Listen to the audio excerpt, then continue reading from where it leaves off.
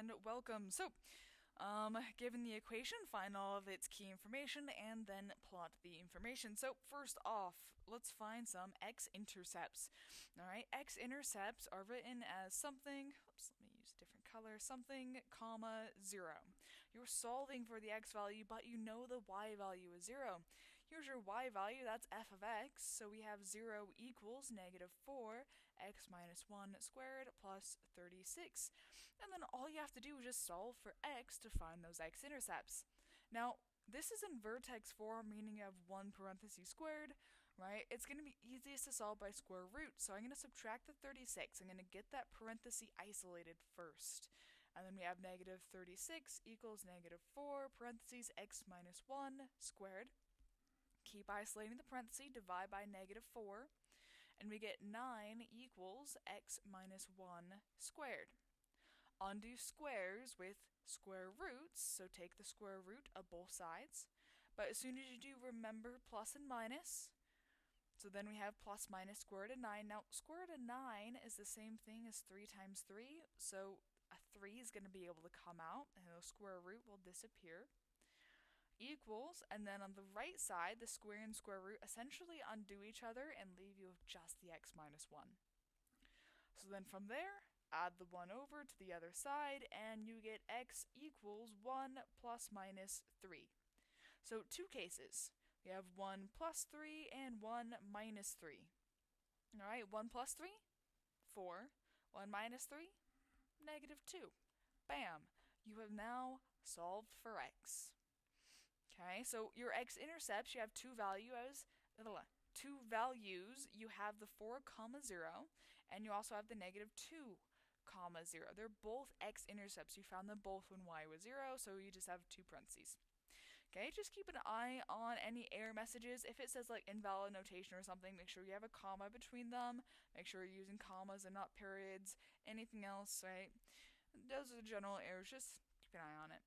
Okay, now next we have coordinate point of the vertex. Now we're in vertex form, alright?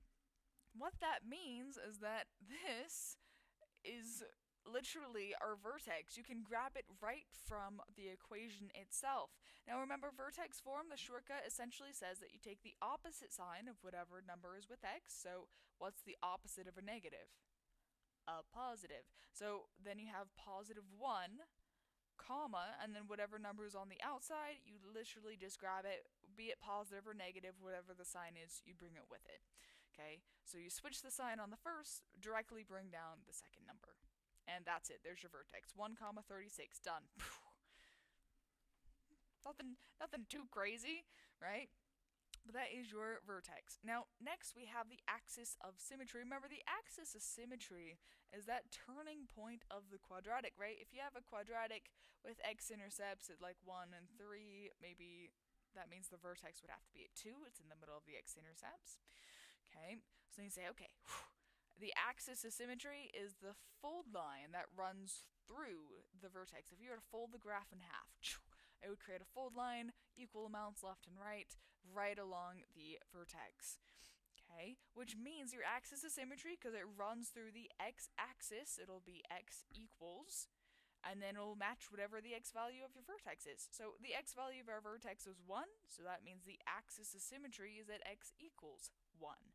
Those numbers will always match.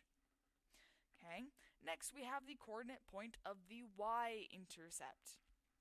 Well, let's think about this. You write a y-intercept as 0, whatever the y value is, right? Meaning that the x is 0. Plug in 0 for x. So that means we have f of x, which is essentially just y. So we have y equals, and then negative 4. Instead of x, we have 0, so 0 minus 1 squared plus 36. We're just grabbing our original equation up there, and we're just plugging 0 in for x. And then just evaluate that. So 0 minus 1, negative 1, negative 1 squared, 1. So we have negative 4 times 1, which is just negative 4, plus 36. Negative 4 plus 36 is 32. And there's your y-intercept. 0, 32. Alright? For direction of opening, you look at the very front of your equation, which in our case was -4, which means that because it's a negative number, direction of opening, down.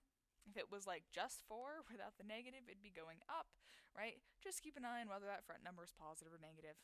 And that is all of the information. Time to plot it.